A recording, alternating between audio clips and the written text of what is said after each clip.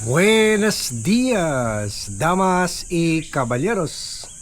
Sa mga bago lang sumali sa atin habang nasa Zamboanga City tayo. Ito po yung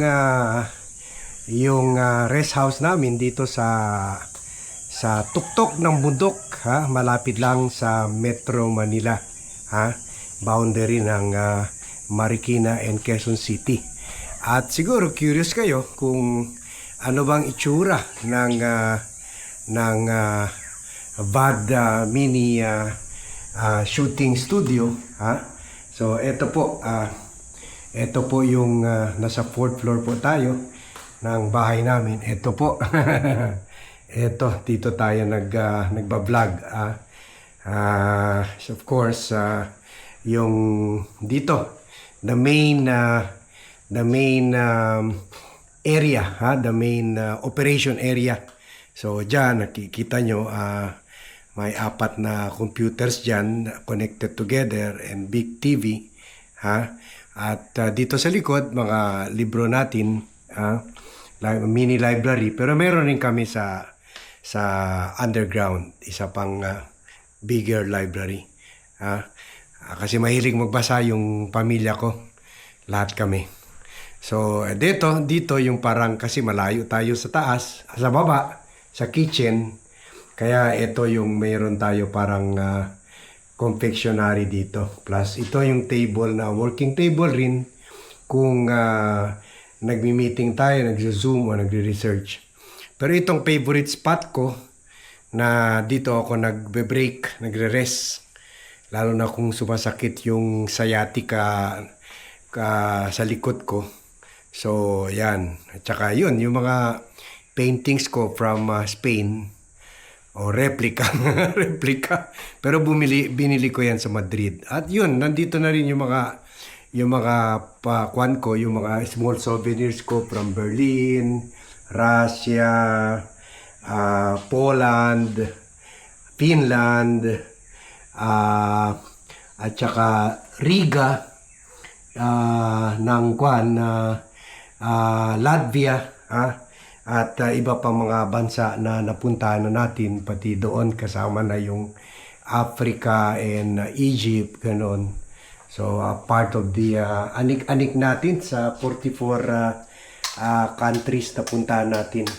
Kung makita nyo, di ba mahilig tayo sa nature, o may mga halaman dito. Bagay na hindi natin malagay doon sa lugar natin sa Zamboanga, sa kondo natin, kasi kondo na nga yun. Tsaka bihira lang tayo doon. So dito talaga. Ito yun pala, mga maliliit-liit na mga souvenirs natin from all over the world. Pero marami pa nga sa box eh. Kalahati pa lang yan, karamihan nasa box pa eh. Kasi maglalagay pa ako ng panibagong cabinet para lang sa mga souvenirs natin.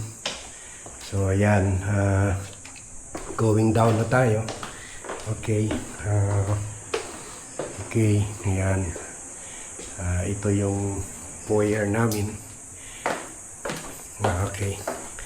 Kung makita nyo, maaliwala siya. Very open to nature. Surrounded by nature kami dito. Ayan.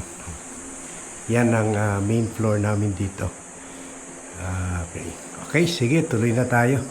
Sa mga bago lang nag-join sa atin na curious saan malugar ni Bat, yan, kasi nung pag-join nyo nasa Zamboanga City tayo. Okay, so today we are going to discuss yung kaganapan dyan sa Senado, kasi pilit na binabaliktad ni Alan Peter Cayetano na sila yung under attack. Kaya sa fake news niya tungkol sa pag-atake sa kanila. Samantala sila para una nagpaputok, ganun rin ginagawa rin ni Alan Peter Cayetano. Binabaliktad rin yung naratibo sa media, na sinasabi niya na sila ang under attack. O tingnan nyo, yung anak ko kasi PR ng DINPAS, VinFast electric car ng Vietnam, ha.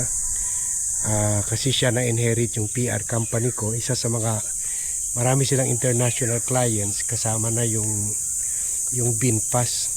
Tingnan nyo yan, mga komunista sila, and yet ang dinidiscussa nila sa mga boardroom, sa mga debate nila sa programa ng gobyerno ay yung issue, yung paano makatulong sa mga negosyante na Vietnamese. Tayo dito pinag-ahawayan kung paano nagnakaw, paano umiwas sa pagnakaw, paano umiwas sa pagkulong kung nagnakaw ka, at paano bigyan ng protective custody yung mga magnanakaw. Hindi. Wala talaga tayo. Parang kuwan na talaga tayo. This is a country that's going down. Nakakadismaya every time ko yan, lumuluha ako sa loob. I cry inside dahil kailan-kailan lang after the American War, Vietnam American War, yun, tulong ng Amerika sa Vietnam laban sa proxy war nila sa mga communist ideology.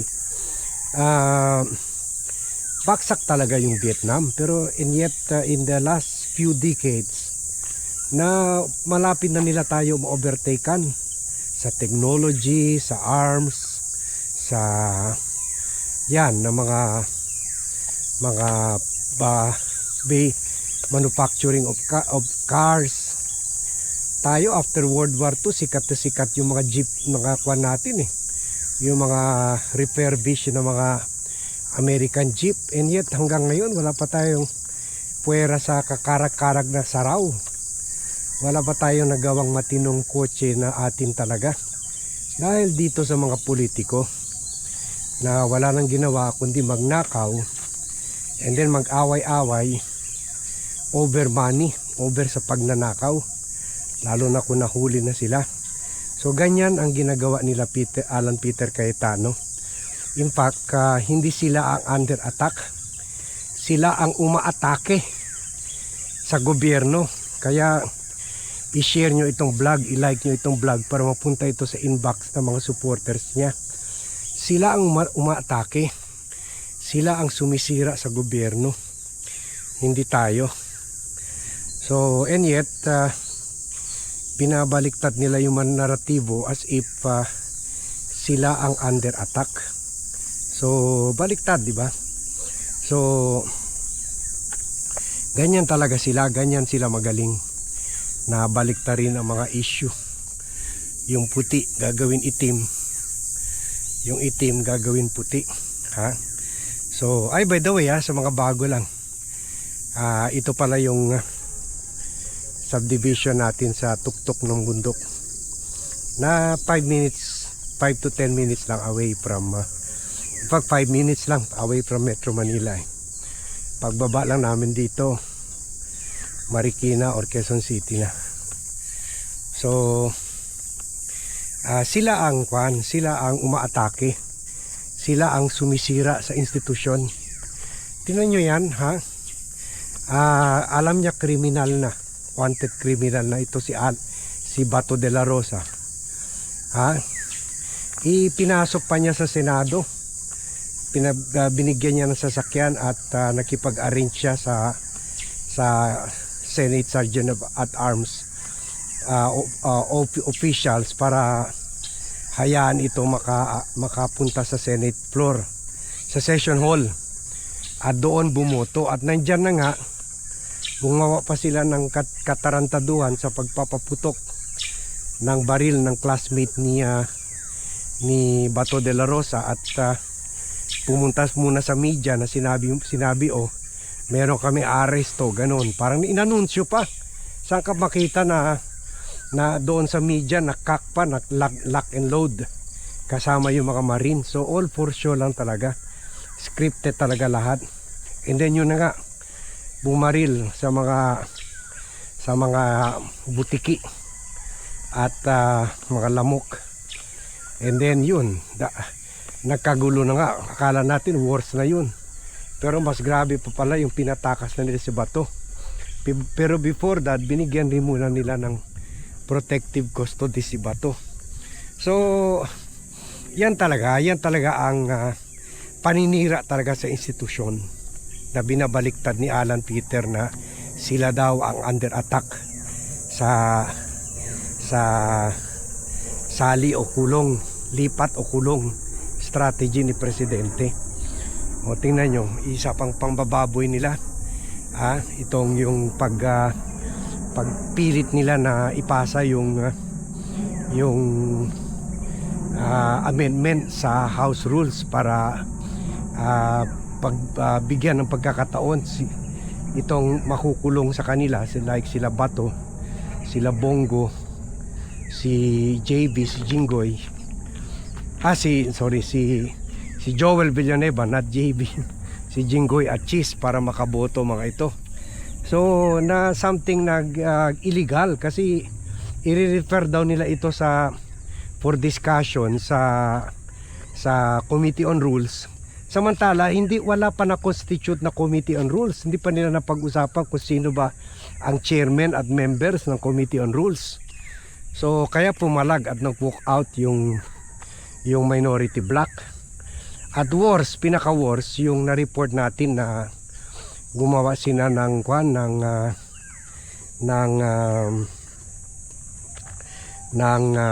subcommittee para okay lang naman ako, naman ako, suportado ako, basta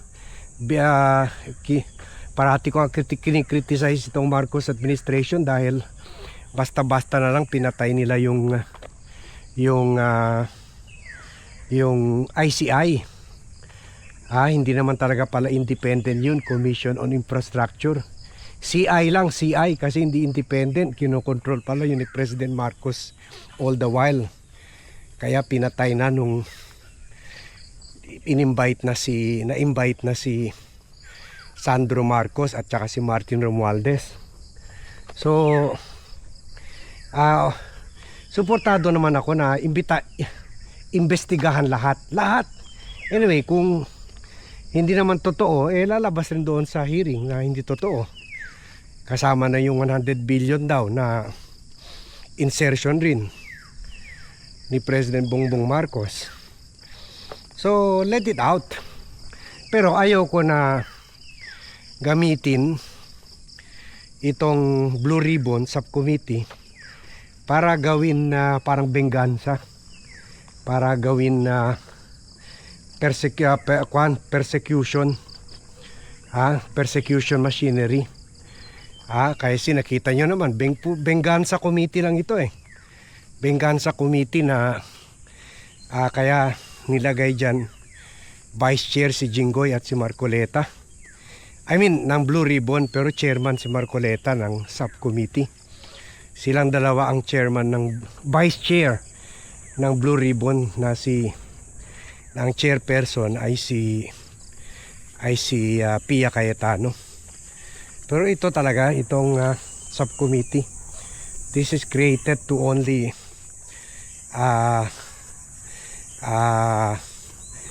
baliktarin yung realidad sa flood control. Lalabas dyan, inosente si Jinggoy, inosente si Cheese, inosente si Joel Villanueva, inosente silang lahat, pati si Bongo na member ng committee, inosente rin mga Villar na member ng committee. At lalabas syempre guilty sila President Marcos, si Sandro at si Romualdez, kung hindi magsasite sa kanila o magte-testify in favor sa kanila itong si Romualdez. So talaga, they are changing reality. Yan talagang ginagawa nila. That's why we are blogging about this, to warn the public, not to fall for this kind of narrativa or propaganda. Let us guard against this kind of propaganda. So babalik muna tayo kasi nakalimutan ko pala yung yung pangkuha ko ng pagmumonitor ng dugo ko. Kasi hindi pa tayo nag-breakfast eh. Nag-walk fasting tayo. Diyan daw para mag-burn yung fats eh. Maglakad ka na hindi ka pa nag-breakfast in the morning. O mag-brisk walking ka. Huwag lang mag-jogging kasi babaksak talaga sugar mo, which can be dangerous to a diabetic like me. Kaya lang, yun lang. Dapat parati mo lang minomonitor yung sugar mo. So, sige. Balik muna tayo. So, hanggang dito na muna tayo. Thank you very much everyone for watching. Thank you very much for joining me in this vlog. Good morning to all and see you in my next vlog.